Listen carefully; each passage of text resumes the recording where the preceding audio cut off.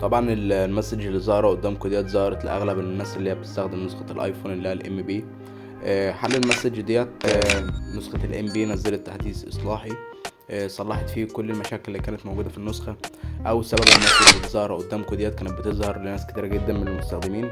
دلوقتي الموضوع ده اتحل بان في تحديث جديد بسيط نزل شال سبب الحظر اللي موجود، وعشان تقدر تحمل التحديث ده ورقمك ما يتحذرش مؤقت تاني، كل اللي عليك ان انت تسمع الفيديو ده لغايه الاخر، لان انا هسيب لك التحديث ده في اول كومنت. والتحديث عشان تعرف تنزله الملف هيكون بباسورد، فانت لازم تسمع الفيديو لغايه الاخر عشان تعرف ايه الباسورد، والباسورد مش هيكون كتير يعني، ولا الفيديو هيكون طويل. طبعا زي ما انت شايف النسخه زي ما هي، مفيش اي تعديلات ظهرت فيها ولا اي حاجه اتغيرت فيها.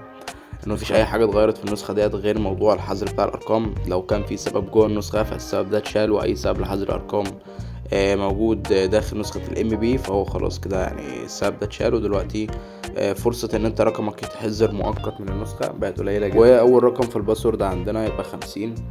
وزي ما انت شايف كده ده الخطوط بتاعت النسخة، انت ممكن تختار الخط اللي انت عايزه. الخط ده كانت في ناس كتير جدا طلبتها مني، اللي هو الفونت الواي اي او اس بولد ده. ده احنا هنفعله دلوقتي وهنشوف شكل النسخة وعندك كمان بقية الاعدادات هنا تقدر تعدل فيها زي ما انت شايف.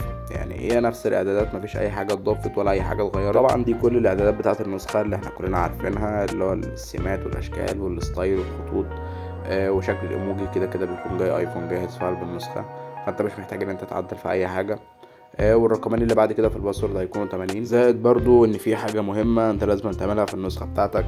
لو النسخه بتاعتك بتهنج ويعني بتتقل معاك في الاستخدام، طبعا انت هتنزل السهم كده وتضغط على كلمه المزيد اللي هي موجوده فوق على اليمين ديت، هيظهر لك قائمه تحت كده. القائمه ديت بتختار منها، بتسحبها كده يعني لغايه اليمين، تضغط على اصلاح المسجات او اصلاح الرسائل، تضغط عليها بيرجع لك النسخه زي ما كانت جايه بالظبط، وكل التقل اللي كان فيها بيروح. اخر رقمين بقى في الباسورد هيكون 100.